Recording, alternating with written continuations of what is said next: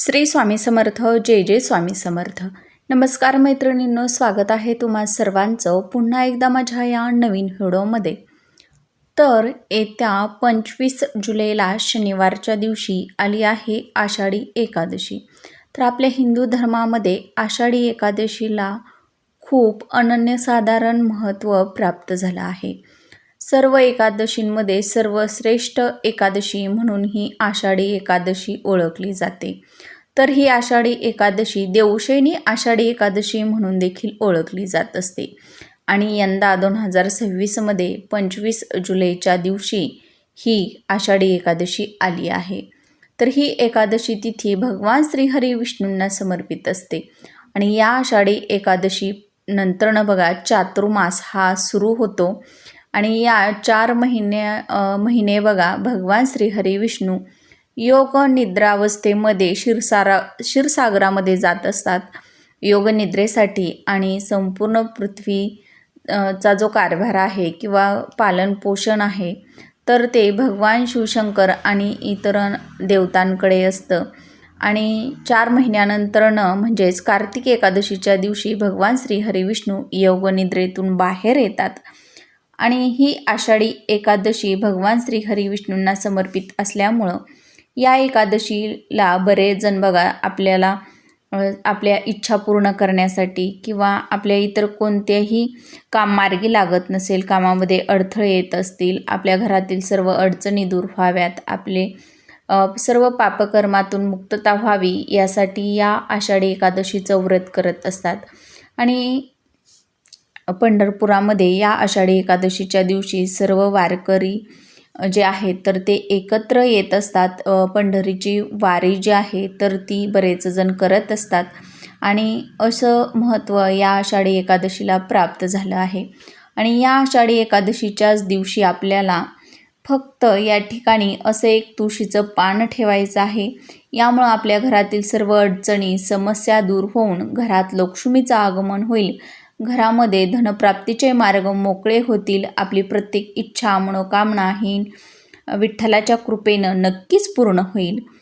तर ती कोणती वस्तू आहे याची म्हणजे हे तुळशीपत्र आपल्याला कुठे ठेवायचं आहे, तुळशीला कोणती वस्तू अर्पण करायची आहे याचीच संपूर्ण माहिती आपण आज या व्हिडिओच्या माध्यमातून पाहणार आहोत.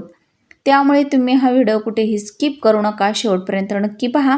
चॅनलवरती नवीन आला असाल तर प्लीज चॅनलला सबस्क्राईब करा आणि असेच नवनवीन माहितीपूर्ण व्हिडिओ पाहत राहा. चला तर मग अशा नवीन सुंदर व्हिडिओला सुरुवात करूया. तर या एकादशीच्या दिवशी आपल्याला लवकर उठायचं आहे, स्वच्छ स्नान करायचं आहे. अगदी बघा तुम्ही ब्रह्ममुहूर्तावरती उठून जरी स्नान केलं तरीही चालेल. तर स्नान करण्याच्या पाण्यामध्ये आपल्याला थोडंसं गोमूत्र आणि 1 चमचाभर हळद टाकून या पाण्यानं स्वच्छ असं स्नान करून घ्यायचं आहे. स्नान करून झाल्यानंतरनं आपल्याला आपल्या घराचा जो उंबरठा असतो तर तो स्वच्छ करून घ्यायचा आहे. एका तांब्यामध्ये थोडंसं हळदीचं पाणी करायचं आहे, उंबरठ्यावरती शिंपडायचं आहे, मुख्य दरवाजावरती शिंपडायचं आहे. मुख्य दरवाजा आणि त्याचा उंबरठा आपल्याला स्वच्छ पुसून घ्यायचा आहे. कारण की तिथूनच आपल्या घरामध्ये माता लक्ष्मीचं आगमन होत असतं. एक सकारात्मक ऊर्जा आपल्या घरामध्ये तिथूनच प्रवेश करत असते, नकारात्मकता देखील तिथूनच प्रवेश करत असते. आणि घरामध्ये आपल्या नकारात्मकतेचा प्रवेश होऊ नये म्हणून आपल्याला हा उंबरठा जो आहे तर तो स्वच्छ पुसून घ्यायचा आहे. त्यानंतर हळदीचं लेपन आपल्याला मुख्य दरवाजाच्या उंबरठ्यावरती करायचं आहे. याचं उंबरठ्याचं पूजन आपल्याला करून घ्यायचं आहे. त्यानंतर आपल्याला नित्य देवपूजा जी आहे तर ती करून घ्यायची आहे. तुमच्या देवघरामध्ये अगदी विठ्ठलाची मूर्ती असेल किंवा मग भगवान विष्णूंची असेल किंवा बाळकृष्णाची मूर्ती तर सर्वांच्या देवघरामध्ये असतेच. तर त्या मूर्तीवरती आपल्याला पंचामृतानं, दुधानं किंवा केशरयुक्त दुधानं अभिषेक करायचा आहे. अभिषेक करून झाल्यानंतर आपल्याला एका चौरंगावरती पिवळ्या रंगाचे कापड अंथरायचं आहे. त्यावरती ती मूर्ती ठेवायची आहे आणि आपल्याला विधिवत त्यांचं पूजन करून घ्यायचं आहे. पिवळ्या रंगाची फुलं, गुळ खोबऱ्याचा नैवेद्य, त्यासोबतच आपल्याला 1 तुळशीपत्रसुद्धा आवर्जून अर्पण करायचं आहे. आता बघा लक्षात ठेवा, आपल्याला एकादशीच्या दिवशी तुळशीला स्पर्श करायचा नसतो. त्यामुळे 1 दिवस अगोदरच आपण तुळशीपत्र तोडून ठेवायचं आहे किंवा अगदीच मग तुळशीच्या कुंडीमध्ये पडलेलं तुळशीपत्र जरी आपण घेतलं तरीही चालणार आहे. पण तुम्हाला या दिवशी चुकूनही तुळशीचं पान तोडायचं नाही. त्यासोबतच तुळशीला साक्षात माता लक्ष्मीचं स्वरूप मानलं गेलं आहे. त्यामुळे आपल्याला तुळशीची देखील पूजा करून घ्यायची आहे. हळदी कुंकू, अक्षदा, फुलं व्हायची आहेत. त्यासोबतच आपल्याला तुळशीजवळ शुद्ध गाईच्या तुपाचा दिवा हा सकाळी संध्याकाळी दररोज आपल्याला प्रज्वलित तर आपण करतोच, पण एकादशीच्या दिवशी आवर्जून तुपाचा दिवा तुळशीजवळ तुम्हाला प्रज्वलित करायचा आहे. आपण जिथे पूजा केलेली आहे तिथे त्या देवघरासमोर देखील आपल्याला शुद्ध गाईच्या तुपाचा दिवा प्रज्वलित करायचा आहे. दिवा जर आपल्याला शुद्ध गाईच्या तुपाचा प्रज्वलित करणं शक्य नसेल तर आपल्याला अगदीच तेलाचा दिवा जरी प्रज्वलित केला तरीही चालणार आहे. यानंतर आपल्याला कोणत्याही धातूचा एक दिवा जो आहे तर तो घ्यायचा आहे. त्या दिव्यामध्ये आपल्याला कापसाची दुहेरी वाती घालायची आहे. त्या दिव्यामध्ये आपल्याला बघा तिळाचं तेल किंवा शुद्ध गाईचं तूप या दोन्हीपैकी एक घालून घ्यायचं आहे. त्यानंतर आपल्याला त्या दिव्यामध्ये थोडीशी चिमूटभर हळद आणि पांढरे तीळ जे आहेत तर ते टाकून घ्यायचे आहेत.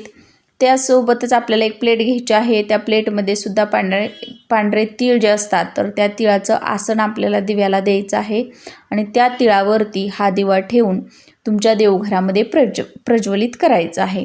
आता त्यानंतर बघा आपल्याला काय करायचं आहे, एक तुळशीपत्र आपल्या उजव्या हातामध्ये घ्यायचं आहे. आता ही सेवा करण्यापूर्वी आपल्याला स्वतःला बसण्यासाठी एक आसन घ्यायचं आहे. आसन घेऊनच बसून बघा कोणती पण सेवा असो, पूजा असेल, पाठ असतील किंवा आपण जप मंत्रोच्चार जरी करणार असाल तरी आपल्याला नेहमी आसन घेऊनच ते करायचे आहेत. कारण की आपण जे पण मंत्रोच्चार करतो किंवा जी पण सेवा करतो तर ती सेवा धरणी मातेला अर्पण होत असते. त्यामुळे नेहमी बसण्यासाठी आसन घ्यावं. आता हे तुळशीपत्र आपण उजव्या हातामध्ये घ्यायचं आहे. आता उजव्या हातामध्ये घेतल्यानंतर आपल्याला विष्णू सहस्रनामावलीचं पठण करायचं आहे. म्हणजेच बघा भगवान श्रीहरी विष्णूंची 1000 जी नावं असतात तर त्या नावाचं पठण आपल्याला करायचं आहे. आणि केल्यानंतर हे जे तुळशीपत्र आहे तर ते भगवान श्रीहरी विष्णूंच्या चरणी अर्पण करायचं आहे.